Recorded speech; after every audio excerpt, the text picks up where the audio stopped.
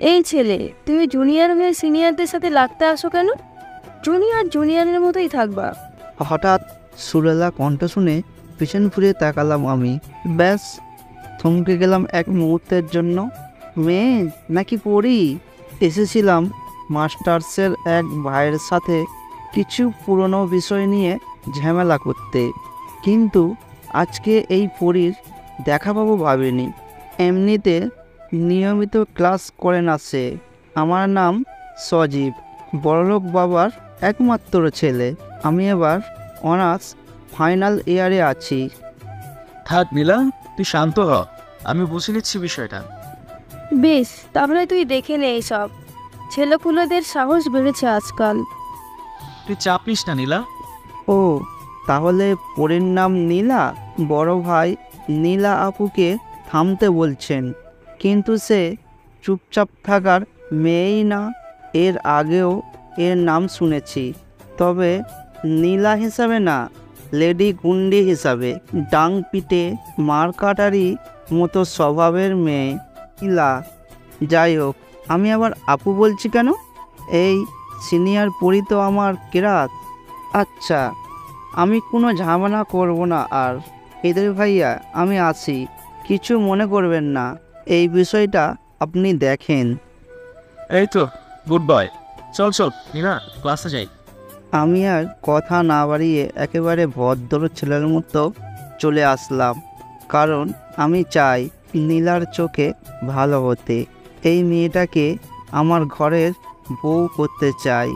কবে থেকে পছন্দ করি তাকে, কিন্তু বলার সাহস হচ্ছে না। তবে শিগগিরই কিছু একটা করতে হবে। আম্মু, আমি বিয়ে করব।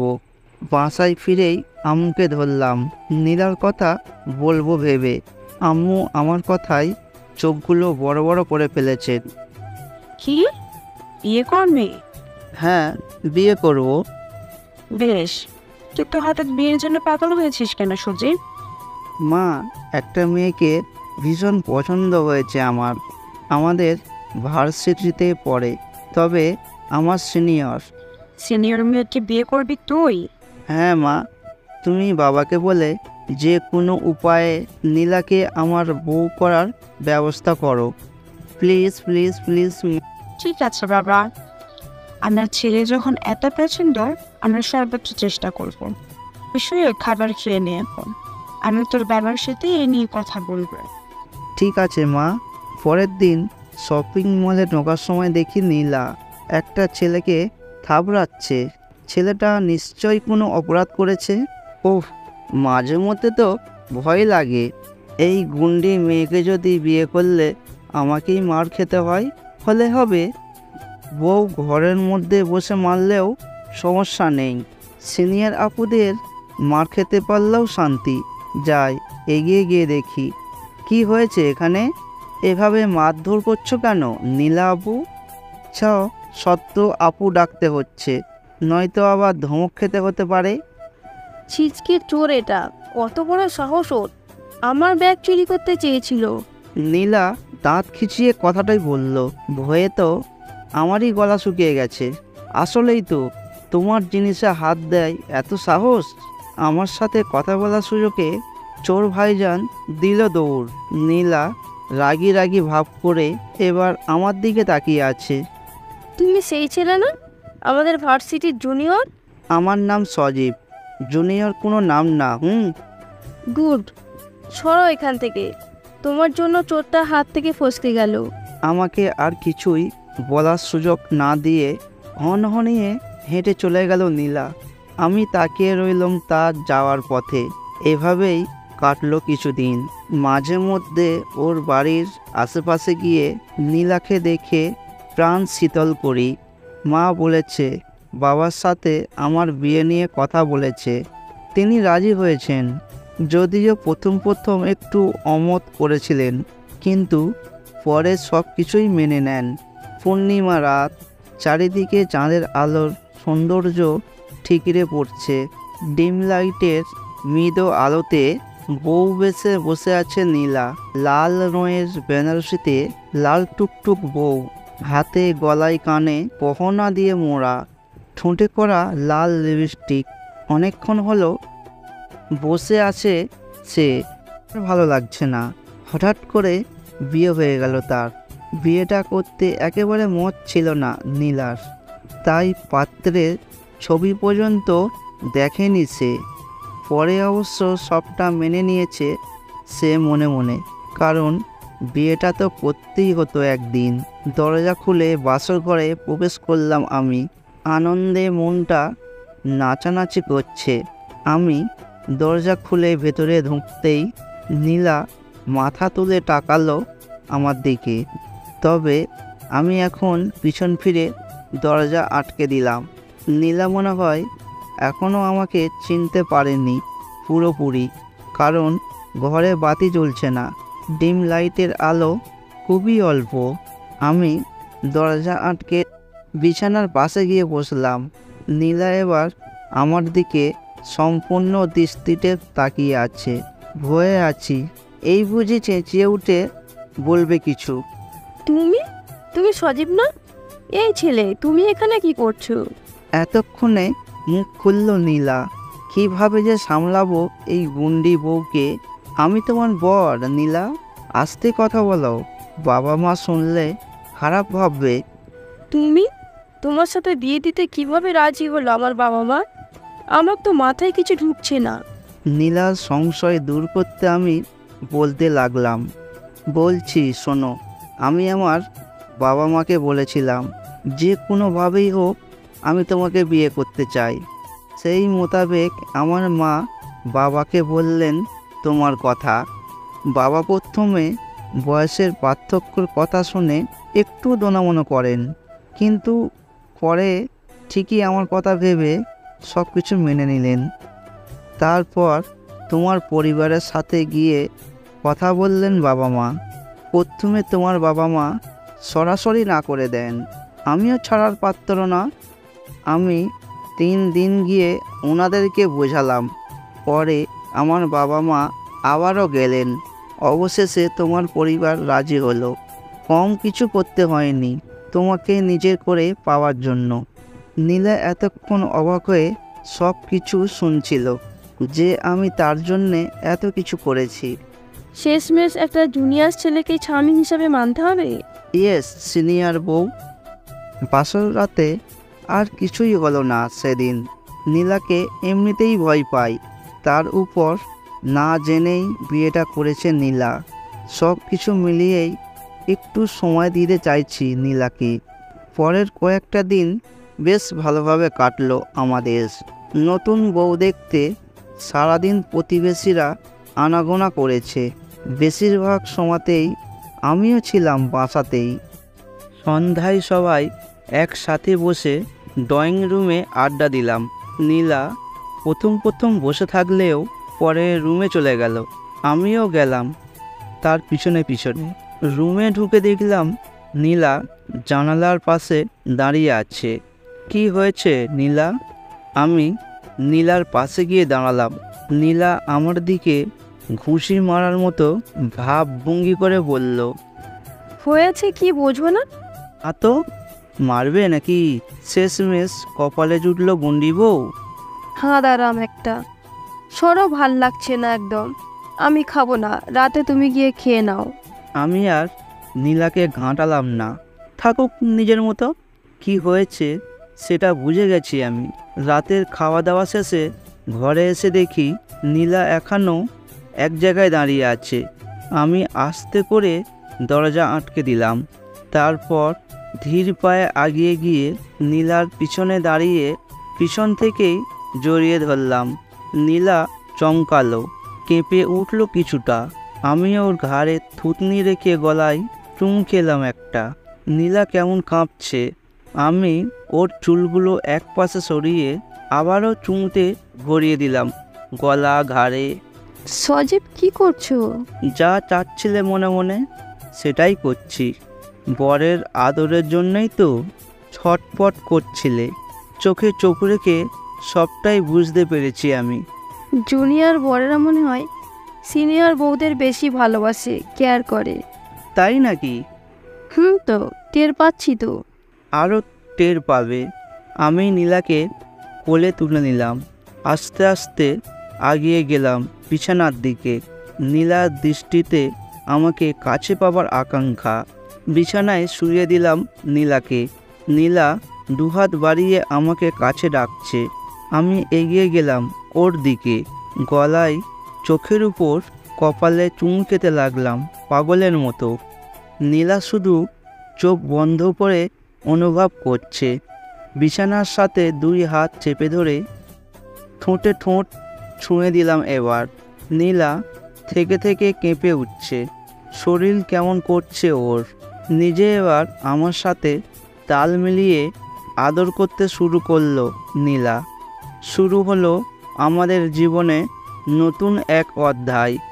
একে অপরের ভালোবাসায় সিদ্ধ হলাম চিরতরে। শুভ সকাল নীলা।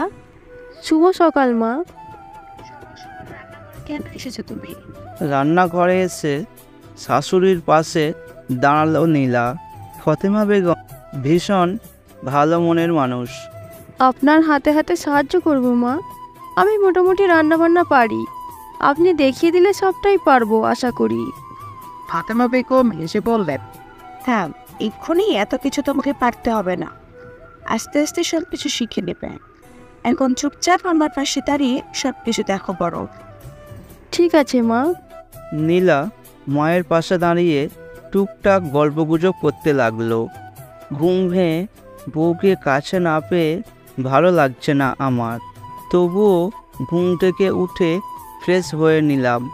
ডাইনিং টেবিলের সামনে গিয়ে দেখি নীলা দাঁড়িয়ে আছে। মা খাবার টেবিলে খাবার রেখেছে। নীলার দিক থেকে আমি চোখ সরাতে পারছি না। নীল রঙের শাড়িতে সত্যি নীলাকে নীলপরি লাগছে। ওভাবে তাকিয়ে থেকো না, মা দেখলে লজ্জা পাবে নিজেই। নীলা ফিসফিস করে আমাকে বলল। আমি ঠোঁট কামড়ে হাসলাম একটু। সিনিয়র বউয়েরা বুঝি এত সুন্দর হয়? আর জুনিয়র বড়রা এতটাই খেয়াল রাখে যে বইয়ের সাজগোজ সব কিছু খুঁটিয়ে খুঁটিয়ে দেখে। বিকেলে ঘুরতে যাব দুজন। ঠিক আছে। ভেবেছিলাম সিনিয়র গুন্ডি আবুকে বিয়ে করে হয়তো ঠিক মতো মানাতে পারি কি না, কিন্তু নীলা যে আমাকে এমন করে ভালোবাসবে ভাবনার ছিল। আসলে বিয়ে হলো একটা পবিত্র সম্পর্ক, তাই সব কিছু ঠিকঠাক হয়ে গেছে। বিকেলে নীলাকে নিয়ে ঘুরতে বের হলাম। ল্যাভেন্ডার কালারের শাড়িতে ভীষণ সুন্দর লাগছে আমার বউটাকে। বাসা থেকে গাড়ি আনেনি আজকে, ইচ্ছা করেই রিকশায় চড়ে বসেছি। রিকশা থেকে নেমে আমরা ফুচকা খেতে এসেছি। তুমি কিভাবে বুঝলে আমি ফুচকা পছন্দ করি? নীলা হেসে জিজ্ঞাসা করলো আমাকে। মেয়েদের প্রিয় খাবারের মধ্যে ফুচকা প্রিয়, এই জন্যই বুঝলাম। বুঝলাম। আমাদের কথা শেষ হওয়ার আগেই পাশে ঝামেলা লেগে গেল। এক আপুর ব্যাগ নিয়ে যাচ্ছিল চোরে। চোরের কথা শুনতেই নীলা গিয়ে লোকটাকে থাপড়াতে শুরু করলো। আমি কোনো রকমে ভুলে কয়ে থামিয়ে আবারও ফুচকার দোকানের সামনে এসে দাঁড়িয়েছি। আমার বউটা আর গুন্ডামি ছাড়তে পারল না। আমার সিনিয়র গুন্ডি বউটার ভীষণ সাহস। নীলা, গুন্ডামি এবারে ছাড়ো, বুঝলে? এটা গুন্ডামি না সজীব, বেঁচে থাকতে গেলে লড়াই করে বাঁচতে হবে। নরম মাটিতে মানুষ বেঁচে আছড়ে থাকে, তাই শক্ত হতে হবে। বুঝলাম মহারানী। চলো সামনে হাঁটবো। ফুচকা শেষ হোক। দুজনে ফুচকা খাওয়া শেষ করে হাতে হাত ধরে রাস্তার পাশ দিয়ে হাঁটতে লাগলাম। নীলার হাত আমার হাতের মধ্যে। ইস, ভাবতেই কি যে ভালো লাগছে, বলে বোঝাতে পারবো না। ভালোবাসার মানুষটাকে নিজের করে পাওয়ার মধ্যে পৃথিবীর সমস্ত সুখ নিহিত আছে। বাইরে বিদ্যুৎ চমকাচ্ছে, বাতাস বইছে জোরে সোরেই। নীলা জানালাগুলো বন্ধ করে দিল। এর মধ্যে আবার বিদ্যুৎ চলে গেল। সারা ঘর অন্ধকার। আমি ফোনের ফ্ল্যাশ লাইট জ্বালিয়ে নীলার দিকে ইশারা করতেই ও নাই এসে বসে নিজের ফোনটা হাতে নিল। মনে হয় কাল বৈশাখী হবে, বুঝলে? হতে পারে। তুমি ভয় পাও ঝড়? আরে না, আমি কি ছোট কিশোরী নাকি? ও, আপনি তো আবার সিনিয়র। মাঝে মধ্যে সেটা ভুলেই যাই। তা আগে গিয়ে আমার ঠোঁটে আলতো করে কামড়ে দিল। মুহূর্তে কেমন এলোমেলো হয়ে গেলাম আমি। ইচ্ছা করেই বুঝি এমনটা করলো মেয়েটা। এটা হলো ভুলে যাওয়ার শাস্তি, বুঝলে জনাব সজীব? আমি নীলাকে শক্ত করে জড়িয়ে ধরে কাঁধে ঘাড়ে ছোট ছোট বাইট দিচ্ছি। নীলা আবেগে আমার হাত খামচে ধরেছে। কি কাকে শাস্তি দেয় এবার তুমি সেটা দেখো। বাইরে কি সুন্দর বৃষ্টি হচ্ছে। ভিজবে? নীলা নড়ে চড়ে উঠল। আমিও ছেড়ে দিলাম তাকে। তুমি ভিজবে সাথে? বউ চাইলে কি না ভিজে পারি বলো? আমার একমাত্র বউয়ের ইচ্ছা আমি কখনো অপূর্ণ রাখতে চাই না। চলো। নীলাকে পাঁজা করে কোলে তুলে নিয়ে দরজা পেরিয়ে ছাদের সিঁড়ির দিকে এগোতে লাগলাম। বিদ্যুৎ চমকানোর আলোতে সব কিছু প্রায় স্পষ্ট দেখা যাচ্ছে। তাছাড়া আমাদের সিঁড়িতে ব্যাটারি চালিত বাতি সিস্টেম করা, আর ছাদে চিলেকটা ঘরেও। ফলে ছাদে গেলেও অন্ধকারে পেয়ে বসার কোনো সম্ভাবনাই নেই। নীলাকে কোলে নিয়ে এক পা করে অবশেষে ছাদের মাঝখানে বরাবর এসেছি। এর মধ্যেই ভিজতে শুরু করেছি দুজনে। এবার আমাকে নামিয়ে দাও সজীব। ঠিক আছে। নীলার কথা মতো আমি ওকে কোল থেকে সাবধানে নামিয়ে দিলাম। মেয়েটা চোখ বন্ধ করে দু হাত প্রসারিত করে আকাশের দিকে মুখ করে তাকিয়ে আছে। বৃষ্টির প্রতিটি ফোঁটা যেন সে উপলব্ধি করতে চাইছে। আমি বিদ্যুৎ চমকানোর আলোতে ওর স্নিগ্ধ সুন্দর মুখখানা এক দৃষ্টিতে তাকিয়ে দেখছি। কতক্ষণ এভাবে কেটে গেল হিসেব নেই। নীলা চোখ মেলে তাকিয়ে দেখে আমি হাসছি। এদিকে এসো সজীব, ওভাবে তাকিয়ে কি দেখো? আমি এগিয়ে গেলাম নীলার একদম কাছে। আমার বউটাকে দেখছিলাম। বৃষ্টি ভেজা রূপে তাকে অন্যরকম সুন্দর লাগছিল। পাগল একটা। মেয়েটা জড়িয়ে ধরল আমাকে। আমি ওর পিঠে হাত বোলাতে লাগলাম। বৃষ্টিতে ভিজে শরীর ঠান্ডা হয়ে গেছে। শরীর খারাপ না করলেই হয় এখন। আমার উচিত ছিল আরও আগে এসব খেয়াল করা। নীলা, এবার ঘরে চলো। অনেক ভিজলে তো, শরীর ঠান্ডা হয়ে গেল তোমার।